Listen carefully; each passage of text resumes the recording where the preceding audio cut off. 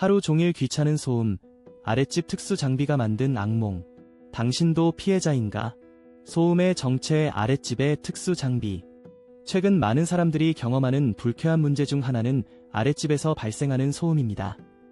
이 소음은 단순한 생활 소음으로 그치지 않고 특수 장비를 활용하여 만들어지는 경우가 많습니다. 이러한 장치들은 사소한 소음으로 시작하여 불쾌한 음성까지 섞여 반복적으로 전달됩니다. 소음이 언제 발생하는지, 어떤 형태로 전달되는지는 전혀 예측할 수 없기에 피해자들은 매일 공포와 불안감 속에서 살아가게 됩니다. 조직 스토킹의 은밀한 현실. 조직 스토킹의 개념은 단순한 괴롭힘 수준을 넘어 사회 전반에 걸쳐 있는 통제 시스템의 일환이 될 수 있습니다. 비록 피해자는 한 명일지라도 주변에서 일어나는 행동들은 다른 이들에게도 영향을 미칩니다. 가해자들은 어떻게든 자신의 불만을 표출하고 심지어는 타인에게 불쾌한 언사를 퍼뜨리며 피해자를 괴롭힙니다. 아이부터 성인까지 남녀노소 가리지 않는 이들의 행동은 이미 사회적 문제로 자리 잡고 있는 것입니다. 심각한 심리적 피해. 이런 상황에서 피해자들은 심리적으로 극도로 불안정해질 수 있습니다.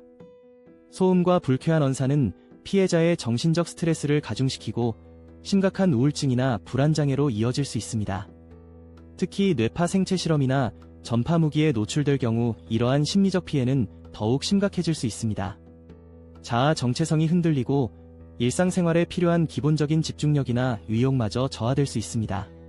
조종되는 가해자들, 불안한 사회.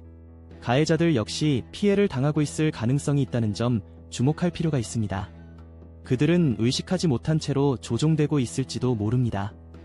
이들은 정상적인 사회인으로 보이지만 실상은 범죄적 행동을 취하거나 불쾌한 언사를 사용하고 있습니다. 이는 어디에서 어떻게 시작된 것일까요? 우리가 통제당하고 있는 이 사회는 과연 누구에 의해 움직이고 있는 것일까요? 나에게도 일어날 수 있는 일. 현재 이러한 문제가 사회 곳곳에서 일어나고 있습니다. 이어지는 내용은 블로그 게시물에서 확인하실 수 있습니다.